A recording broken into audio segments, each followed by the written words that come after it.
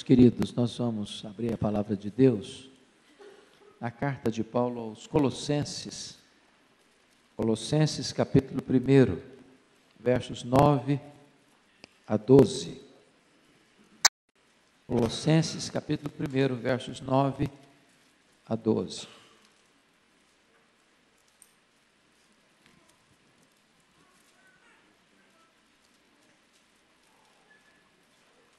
Por esta razão, também nós, desde o dia em que o ouvimos, não cessamos de orar por vós e de pedir que transbordeis de pleno conhecimento da sua vontade, em toda sabedoria e entendimento espiritual, a fim de viverdes de modo digno do Senhor, para o seu inteiro agrado, frutificando em toda boa obra e crescendo no pleno conhecimento de Deus, sendo fortalecidos com todo o poder, segundo a força da sua glória, em toda perseverança e longanimidade, com alegria, dando graças ao Pai, que vos fez idôneos à parte que vos cabe da herança dos santos na luz.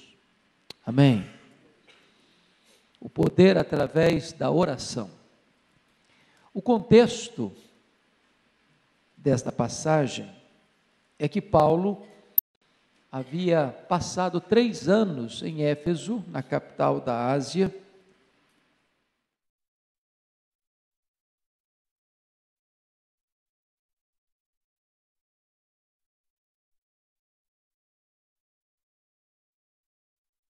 o culto da deusa Diana entrando em colapso, os nichos do templo da deusa Diana entrando em decadência, o comércio estava em crise, o comércio dessas imagens do templo, esses nichos do templo, os livros de astrologia, de magia, de ocultismo eram queimados em praça pública, a palavra de Deus prevalece naquela cidade, e uma igreja vigorosa e missionária é plantada em Éfeso. A partir dali, o ministério de Paulo influencia toda a província da Ásia, igrejas são plantadas em várias cidades, como a cidade de Esmirna, a cidade de Pérgamo, a cidade de Tiatira, a cidade de Sardes, a cidade de Filadélfia, a cidade de Laodiceia, a cidade de Hierápolis e também a cidade de Colossos. Paulo nunca estivera nessa cidade até o momento de escrever essa carta. Ele estava preso agora em Roma, porque ele saiu de Éfeso, foi a Jerusalém, ali ele foi preso, depois ele foi levado para Cesareia, depois levado para Roma, ele estava preso em Roma.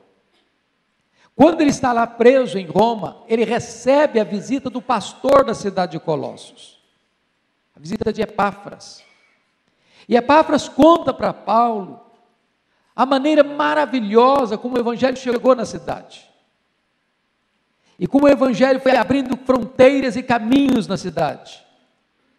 E como eles encontraram a salvação em Cristo por meio da pregação do Evangelho naquela cidade. E agora Epáfras diz para Paulo que lá tinha uma igreja que estava firmada na fé, uma igreja fundamentada no amor, uma igreja com a viva esperança. Paulo se anima a ouvir o relatório desta igreja pujante que nascia, numa cidade onde havia tantos escravos, mas havia uma fé vigorosa. Quando Paulo escuta isso, ele começa a orar pela igreja. Eu queria então examinar com você, nesta noite, o conteúdo desta oração que Paulo faz em favor daquela igreja. E eu aprendo aqui algumas verdades à guisa de introdução. Primeiro, a oração deve expressar nossas prioridades. Pense comigo, Paulo estava preso, Paulo já era velho, Paulo estava algemado, Paulo estava numa espécie de corredor da morte. Os crentes de Colossos eram pobres, tinham muitas necessidades materiais, mas o conteúdo desta oração não passa por questões físicas e materiais. A oração de Paulo diverge em natureza da maioria das orações que alçamos aos céus. Via de regra, os nossos pedidos e as nossas orações são focadas em nós mesmos, nas nossas necessidades imediatas, nas nossas necessidades físicas, nas nossas necessidades materiais. E muito pouco nós nos concentramos em oração nas verdadeiras necessidades e mais importantes necessidades, que são as espirituais.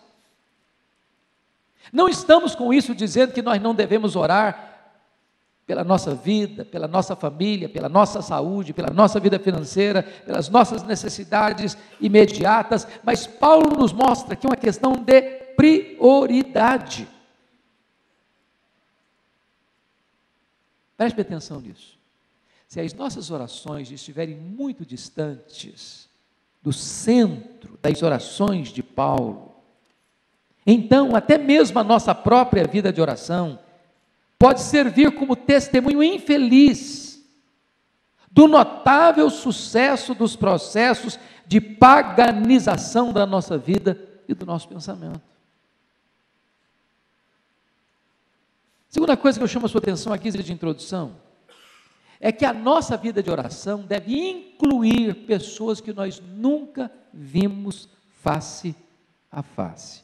Se você conferir comigo o capítulo 2, verso 1, Paulo diz assim: gostaria, pois, que soubesseis quão grande luta venho mantendo por vós, pelos laodicenses, e por quantos não me viram face a face. Agora há pouco o pastor Olival pediu que nós orássemos pelos países africanos. Não é fácil para você se ajoelhar, dizer: Deus abençoa aquela igreja, Senhor, lá daquele país que eu nunca fui, que eu não sei onde fica direito, que eu não conheço, não sei o endereço. Às vezes nós não temos esse hábito, não temos esse princípio de orar por gente que nós nunca vimos. A nossa oração, no máximo, se amplia à nossa igreja local. Mark Lloyd Jones conta uma experiência que um dia foi numa igreja e durante o culto inteiro as orações foram para a igreja, para as famílias da igreja, para os membros da igreja e só para a igreja. E ele saiu do culto, diz ele, pensando que o Deus daquela igreja era um Deus tribal.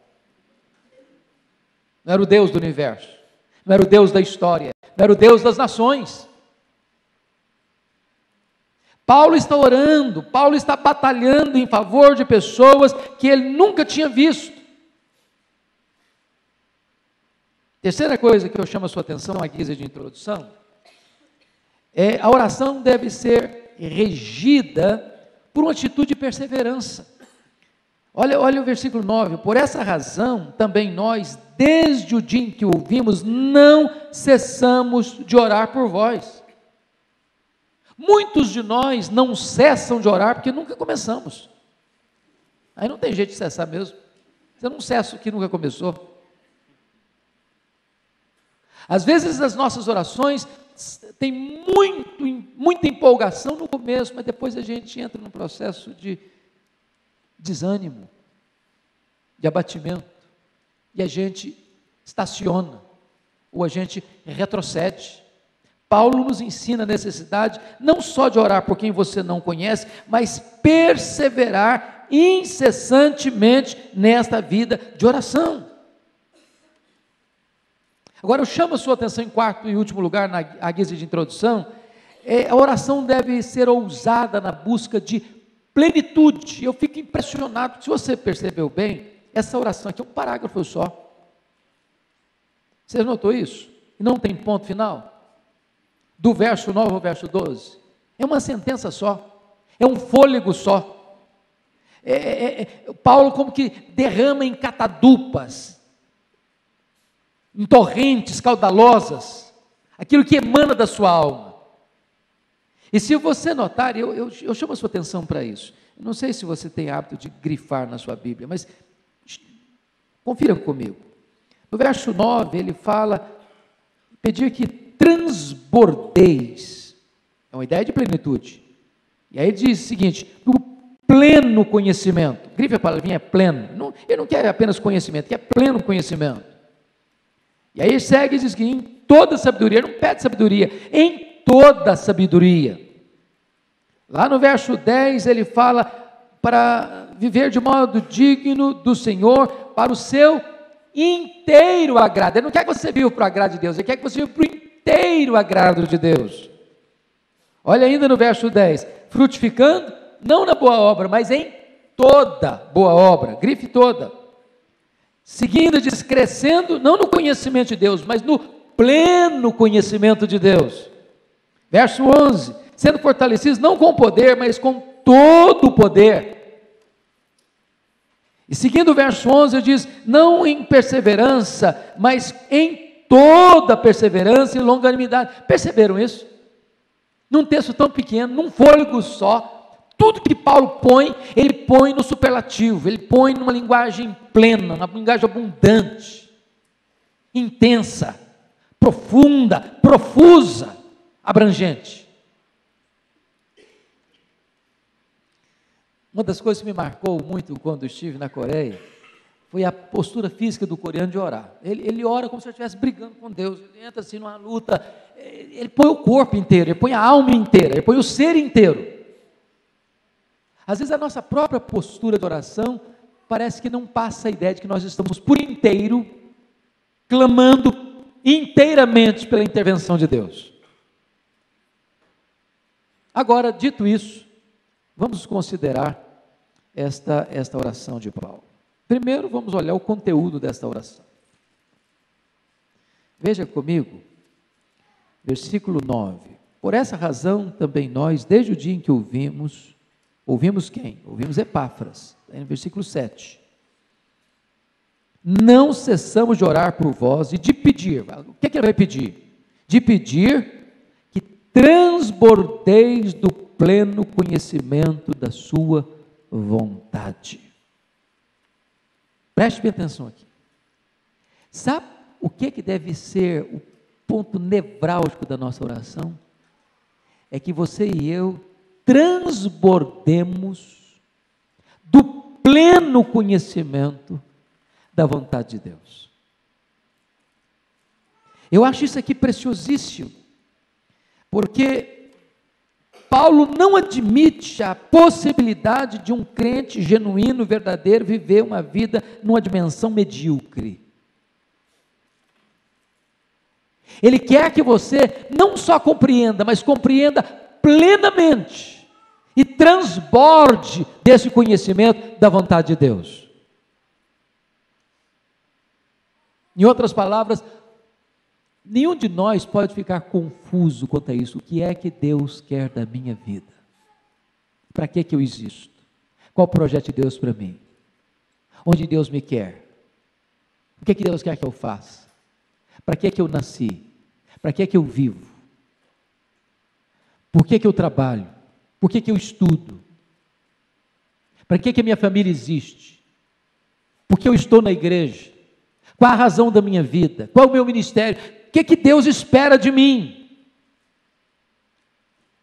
E aí, se você parar para perceber, para Paulo, então, a oração não é tanto o que você fala para Deus. Para Paulo, a oração é mais aquilo que você escuta de Deus. Porque nota, ele está orando, não é para ele falar para Deus, ele está orando para que Deus fale conosco, para que nós entendamos plenamente a vontade de Deus. Às vezes nós falamos tanto que não temos tempo para ouvir. Esse é um problema da nossa vida de oração.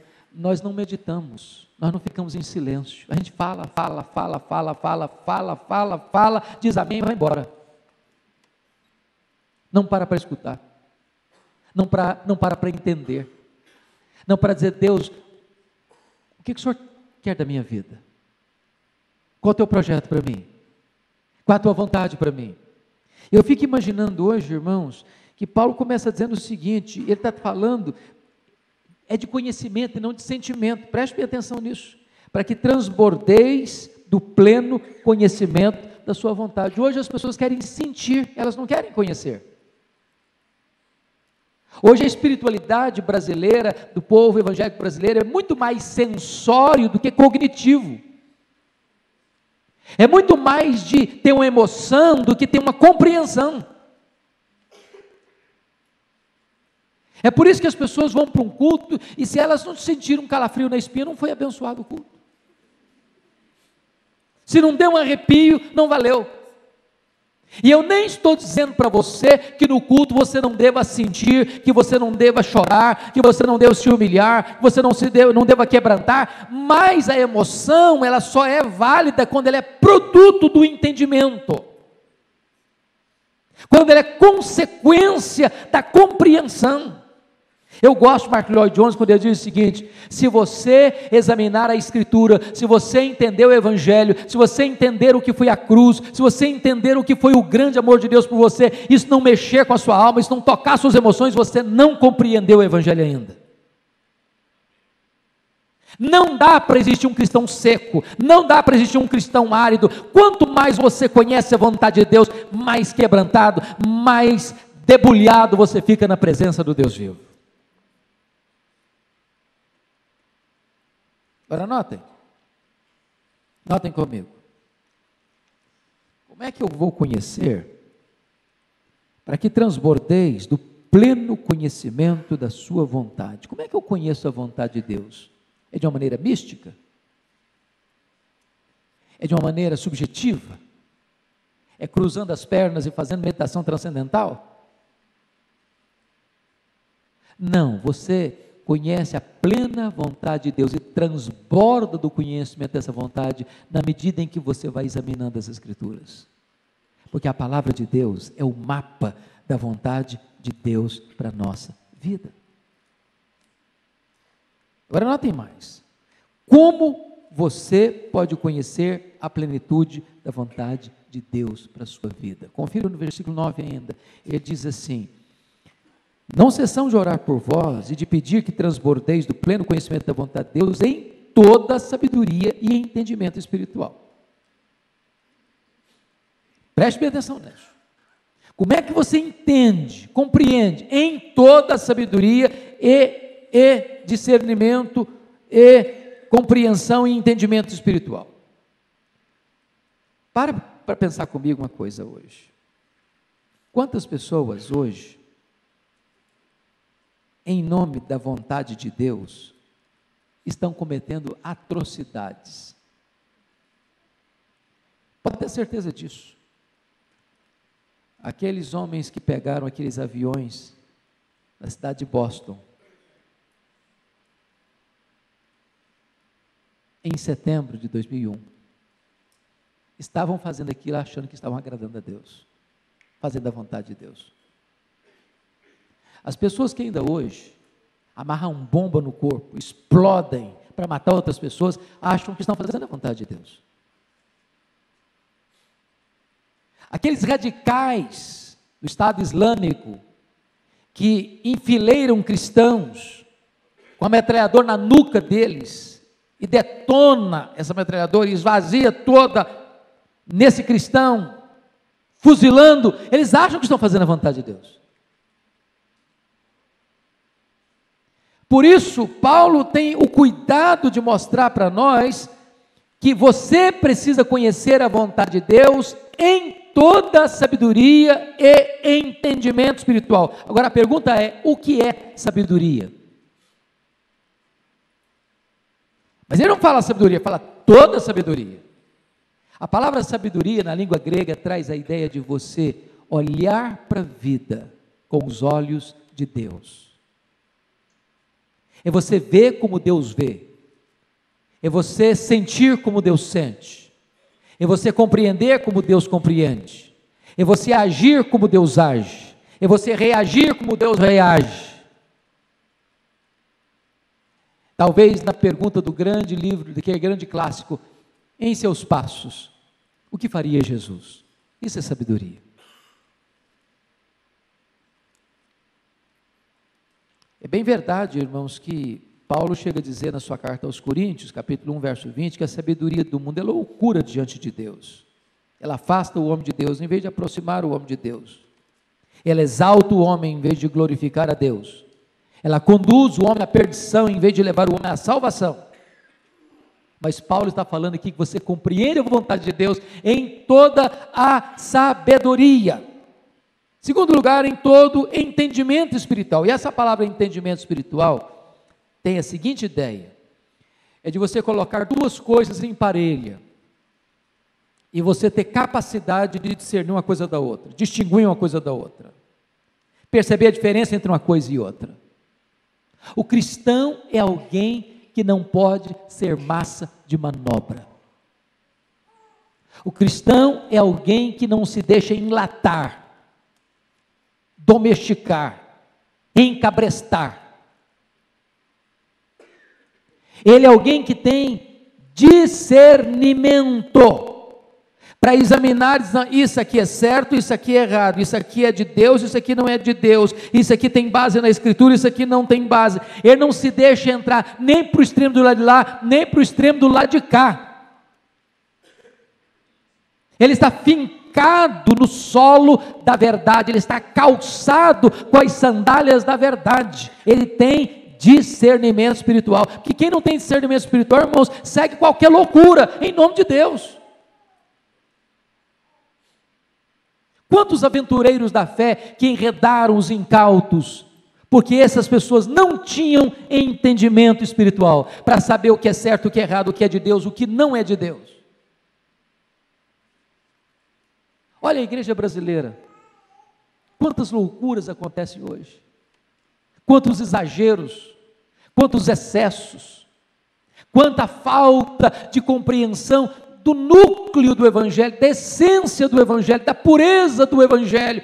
Paulo diz o seguinte: os crentes precisam ter pleno entendimento da vontade de Deus, em sabedoria e discernimento espiritual, para não serem enredados, para não serem levados por essas torrentes, para estarem firmados na verdade. Agora notem mais, vamos ver o propósito da oração, versículo 10, confira comigo. A fim, você percebe o propósito agora, o a fim trata do propósito, a fim de viverdes de modo digno do Senhor. A pergunta que eu gostaria de fazer para você é essa: o que significa viver de modo digno do Senhor?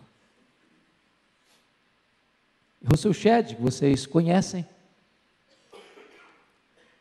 um dos mourões da piedade na nossa nação brasileira hoje, ele diz que essa palavra digno na língua grega traz a ideia de uma balança. Uma balança. Pensa na balança de dois pratos, onde você coloca de um lado do prato, um lado da balança, Jesus. Do outro lado, do prato está você. Viver de modo digno, ele diz o seguinte: é quando há um equilíbrio entre a vida de Jesus e a sua. Se você não está vivendo, se você não está imitando a Cristo, então ainda não está vivendo de modo digno do Evangelho.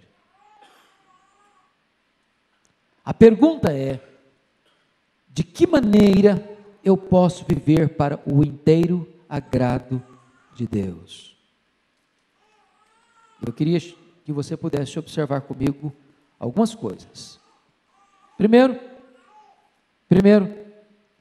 viver de modo digno do Senhor é viver para o seu inteiro agrado. Inteiro agrado. Não metade do agrado. Eu vou viver parte da minha vida do meu jeito e outra parte eu vivo de modo agradável a Deus. Nessa área aqui, eu gostaria que Deus não tocasse. Uma outra oração, Paulo diz: e assim habite Cristo nos vossos corações. A palavra habitar, lá naquela oração, em Efésios, é a ideia de que você tem todas as chaves.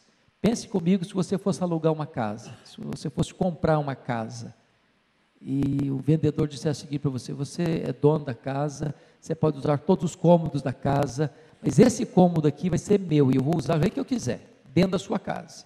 Eu vou criar cobras aqui. Você ficaria nessa casa? Viver pelo inteiro agrado traz a ideia seguinte: Jesus tem todas as chaves da minha vida. Não existe área que você diga para Jesus: essa área aqui eu domino, essa área aqui eu que mando, essa área aqui eu não quero que o Senhor intervenha não, eu não quero o Senhor orientando não, essa é minha área, inteiro agrado.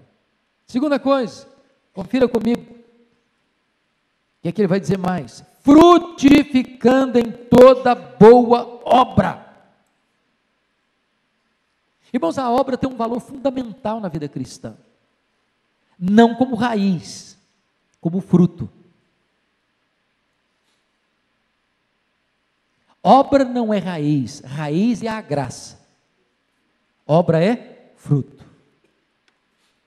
obra é consequência da graça. Se eu quiser fazer obra para agradar, ou melhor, para alcançar o favor de Deus, eu estou equivocadíssimo, é pecaminosa essa obra, porque eu estou dizendo para Deus que a graça dele não é suficiente, que a graça dele não é capaz de me salvar, eu estou dizendo para Deus que eu sou mais sábio do que ele, eu estou querendo que Deus substitua a graça dele pela minha obra. Mas quando a graça nos alcança, e nós somos salvos pela graça mediante a fé, então a obra vem como evidência, vem como fruto dessa raiz gloriosa que um dia entrou na nossa vida e produziu resultados gloriosos, frutificando em toda boa obra.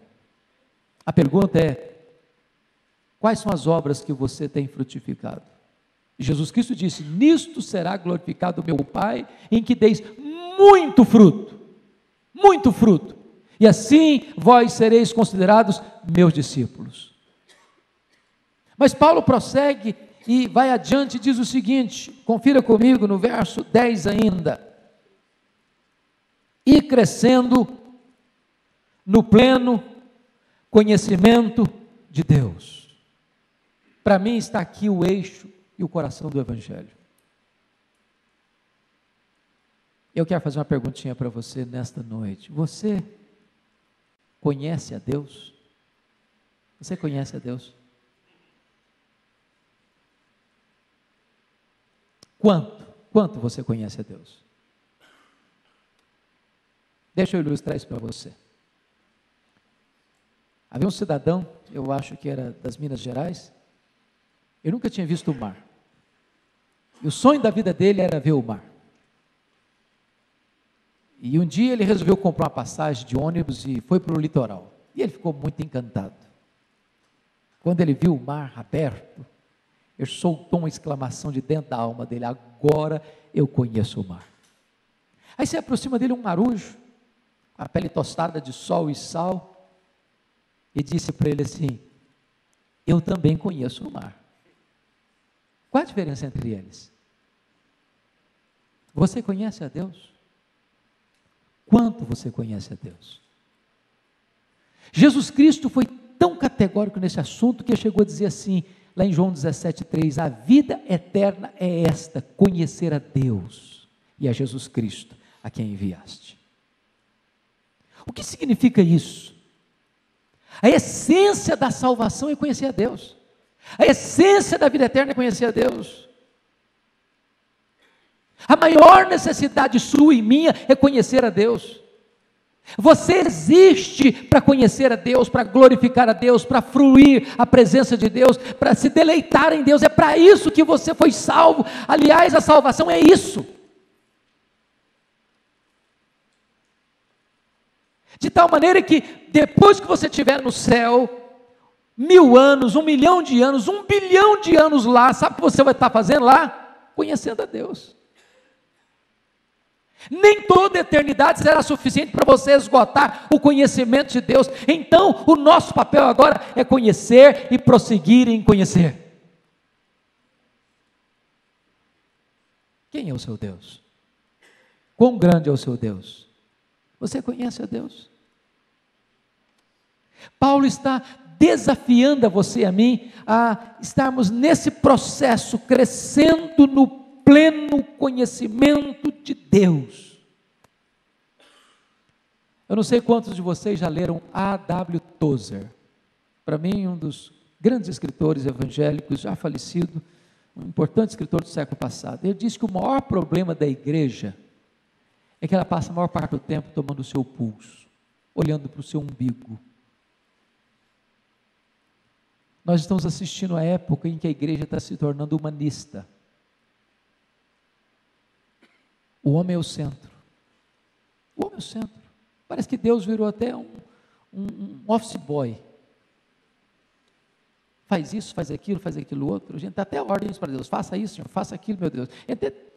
Quer que Deus até substitua a gente. Meu Deus, vai lá visitar aquele irmão, Senhor. Ô Deus, vai lá, põe a bênção lá. Deus não vem, é você que vai, meu filho. Eu te constituí para isso.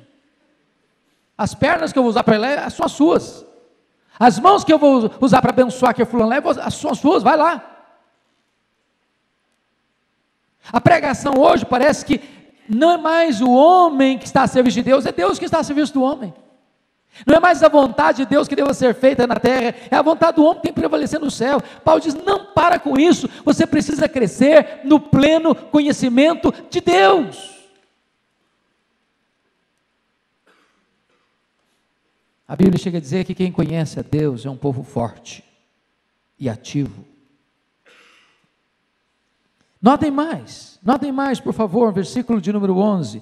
Sendo fortalecidos com todo o poder, segundo a força da sua glória. Irmãos amados, o que Paulo está falando aqui é que é inadmissível que você e eu sejamos um crente fraco, se temos à nossa disposição a suprema grandeza do poder de Deus. Todo o poder, segundo a força da sua glória. Se você perguntar o que é a glória de Deus é a soma de todos os atributos de Deus.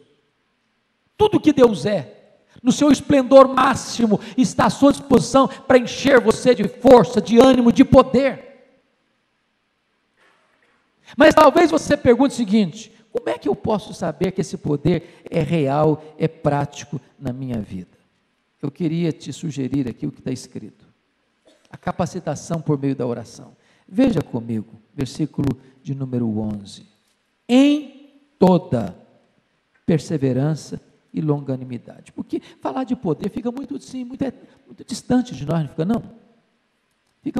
Não é factível. Não é objetivo. A gente fica muito vago. Fica muito no infinito. Aí Paulo desce um pouquinho. Como é que você sabe que você está sendo fortalecido com todo o poder? Aí ele diz, com todo o quê? Perseverança e mais o quê? Longanimidade. Essas duas palavras, irmãos, são chaves na língua grega, chaves no Novo Testamento. A palavra perseverança na língua grega é uma palavra que significa paciência com circunstâncias difíceis. E a palavra outra que aparece aí, longanimidade, significa paciência com pessoas difíceis. Então você conhece poder de duas maneiras: quando você lida bem com circunstância difícil e quando você lida bem com gente difícil. Porque poder, quando você está falando, quando você está cantando, quando você está debaixo dos holofotes, quando você está num palco, quando você está num performance, não, esse camarada é poderoso. Eu quero saber como é que ele lida com problema, eu quero saber como é que ele lida com circunstâncias, eu quero saber como ele lida com gente.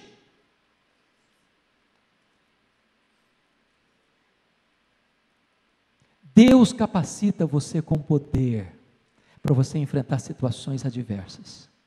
Paulo estava preso, Paulo estava algemado, Paulo estava no corredor da morte, e Paulo não estava pedindo para eles, olhem pela minha saúde, eu já estou velho, estou meio cansadão, estou aqui com as doenças aqui, que não quer sair de jeito nenhum, espinho na carne que me machuca todo dia, e Deus não quer me curar. Quem sabe se fizer uma campanha de oração, quem sabe se fizer mais jejum, Deus vai me curar mesmo, Deus vai mudar esse negócio. Quem sabe se vocês orarem, eu vou sair dessa cadeia aqui mais rápido, quem sabe vocês orem aí para vocês prosperarem, vocês são escravos, esse negócio não está certo não, decreta aí que essa pobreza não está com nada, decreta que vão ficar ricos. Paulo está orando para dizer o seguinte: um crente genuíno, verdadeiro, é aquele que enfrenta a situação mais adversa com a graça triunfadora, com a paciência triunfadora. Agora, Vocês não têm esse problema, porque vocês não lidam com gente difícil. Não é verdade? Vocês não sabem o que é isso. Vocês não têm nenhuma pessoa complicada na família. Não é verdade? Vocês não têm vizinhos complicados. Não tem, vocês não lidam com isso. Mas quem sabe um dia vocês vão ter que enfrentar isso. E vocês precisam de poder. Paciência para lidar com gente complicada. E sabe o que é gente complicada na sua vida? Lixa grossa de Deus. Lixa grossa de Deus. Que quando você pede a Deus paciência, você acha que Deus livra você de toda a tribulação? Não, Deus te dá a tribulação para você exercitar a paciência. É claro. Oh Deus, me dê paciência. Acha que você vai dormir em berço esplêndido? Não, meu filho, vem luta, vem prova. Como é que um nadador aprende a nadar? Não é com aula teórica, meu filho, é caindo na água. Você já viu alguém aprender a andar de bicicleta apenas com o manual na mão? Tem que subir na bicicleta. Então Deus exercita você no campo de batalha, com gente difícil e com circunstância difícil. Mas eu quero que você compreenda uma outra coisa mais complexa um pouquinho. Preste bem atenção no que eu te falar agora. Você precisa aprender a cantar. Quando você lida com circunstância difícil, e quando você lida com gente difícil. Olha o verso 11, por favor. Com toda perseverança e longanimidade, com alegria. Ah, bom, aí é demais, não? Porque lidar com circunstância difícil e com gente difícil, trincando os dentes, reclamando, chorando, murmurando, oh Deus, leva, Senhor, promove, Deus. Você já fez esse tipo de oração?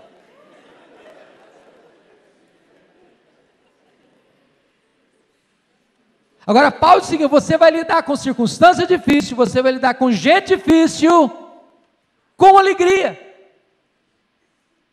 Ô irmãos, ou a graça de Deus nos sustenta, ou o poder de Deus nos fortalece, ou isso não vai acontecer na nossa vida. A gente passa a vida murmurando, reclamando, lamentando, chorando, se defendendo. Ou vocês acham que Paulo não tinha problema? Por onde o cara passava, ele tinha problema. Ele era preso aqui, ele era açoitado lá, fustigado com vara lá, ele era expulso daqui, enxotado do outro lugar. O cara trazia no corpo as marcas de Cristo. Naufrágio aqui, voragem do mar lá, deserto acolá, perigo entre patrícios, perigo entre estrangeiros, para todo lado é problema. O cara está preso, está algemado, já está velho. E esse camarada lida com gente difícil, lida com circunstâncias difíceis e lida com alegria. Não tem poder de testemunho mais impactante do que você ver alguém enfrentando luta, dificuldade, com alegria. Como o pastor Arival acabou de falar aqui, do testemunho do Rudi. Quem acompanhou o Rudi aqui, viu disso. Tem dia que ele estava aqui, eu falei, meu Deus, esse homem está de pé. Não só de pé, não, ele está de pé, está tocando e está cantando. E o diagnóstico dele é o seguinte: já era para ter morrido. Desafiou a ciência. Sem perder a alegria, sem perder o gozo, sem perder a paz, sem perder a convicção. Louvado seja Deus. É a capacitação do poder de Deus que faz isso. Agora, eu termino dizendo o seguinte para você: aprendendo a agradecer pela gloriosa herança futura em meio à pobreza do presente.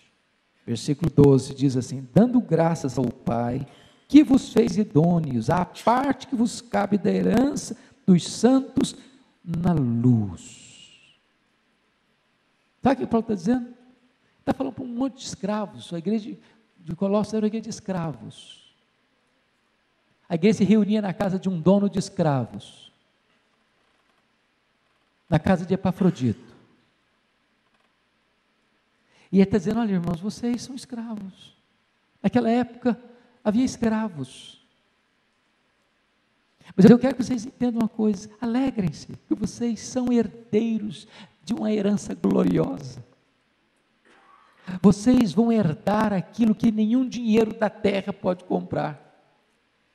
A riqueza de vocês, a herança de vocês, a recompensa de vocês não está aqui. O melhor está lá na frente. A recompensa está lá na frente, a coroa está lá na frente, a bem-aventurança está lá na frente, o consolo eterno está lá na frente, a pátria celeste está lá na frente, a casa do Pai está lá na frente. É para lá que vocês estão indo. Agradeçam a Deus já agora, vivam nessa perspectiva. Oh, amados irmãos, nós já estamos qualificados para esse reino. Nós esperamos a volta de Jesus para tomarmos posse da nossa herança. Se você perguntar, mas esse reino é presente ou é futuro? Ele é presente e é futuro. Ele é o já e o ainda não. Ele já está dentro de você. É o reino de graça. Mas você caminha para o reino de glória. De forma plena, maiúscula, superlativa, incomparável. Nós estamos a caminho desse reino de glória. E lá não tem mais dor, e lá não tem mais sofrimento, e lá não tem mais lágrimas, e lá não tem mais luto. E lá nós estaremos para sempre com o Senhor, na casa do Pai, desfrutando da herança eterna. Que coisa bonita é que Paulo esteja orando por essas coisas, por um grupo de crentes que ele nem tinha visto ainda face a face. Será que nós poderíamos avaliar a nossa vida de oração à luz dessa oração? Repensar as nossas prioridades, a nossa prática? Será que nós podíamos hoje pedir para Deus: Deus, eu quero conhecer tua vontade para a minha vida. Deus, eu quero te conhecer. Deus, eu quero a partir de hoje viver para o teu inteiro agrado, Deus. Quero viver de modo digno, frutificando em toda boa obra. Deus, eu quero te conhecer, eu quero experimentar o teu poder, para aprender a lidar com situação difícil, com gente difícil, mas com alegria, Deus, sem perder a alegria. Eu quero viver hoje, Deus, mesmo com pobreza, mesmo com limitações aqui, mas na dimensão da riqueza que eu vou receber de Ti, no reino de glória. Curva a sua fronte, por favor. Vamos orar, vamos colocar nossa vida diante de Deus.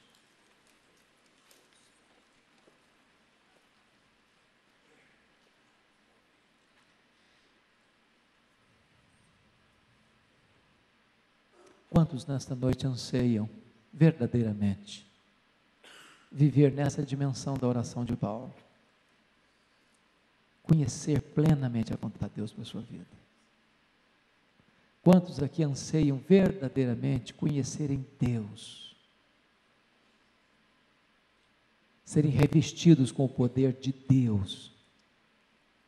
Quantos aqui anseiam verdadeiramente viver para o inteiro agrado de Deus, de modo digno de Deus? Quantos querem aqui o revestimento do poder de Deus para aprender a viver de forma prática, com situações difíceis e pessoas difíceis? Quantos querem viver o projeto da alegria de Deus, na esperança da glória? Se você anseia verdadeiramente por isso, onde você está, fique em pé. Eu quero orar com você, quero orar por você, quero apresentar a sua vida diante do trono da graça de Deus nesta noite. Ó Deus bendito, nós te adoramos nesta noite, pela vida do apóstolo Paulo, pelo exemplo do apóstolo Paulo, pelos ensinamentos do apóstolo Paulo, movido e inspirado pelo teu Espírito.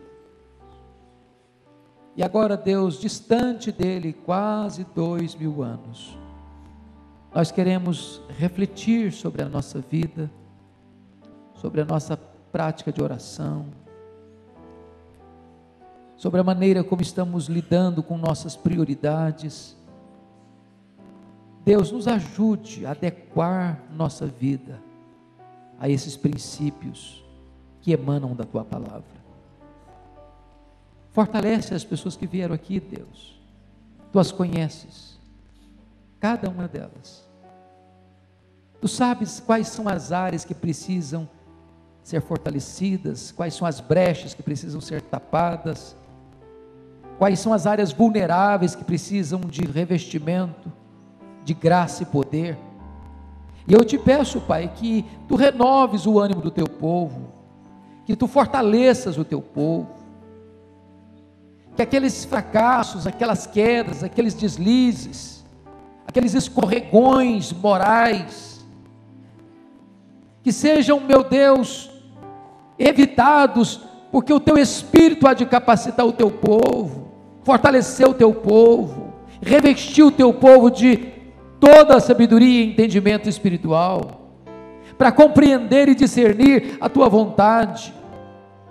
Guarda o teu povo do mal, livra o teu povo de pecar contra ti, livra o teu povo de uma vida rasa, superficial, livra o teu povo de uma vida focada nele mesmo. Ajuda o teu povo, Deus, a ser um povo cheio do teu Espírito, cheio da tua graça, cheio do teu poder, cheio da tua alegria.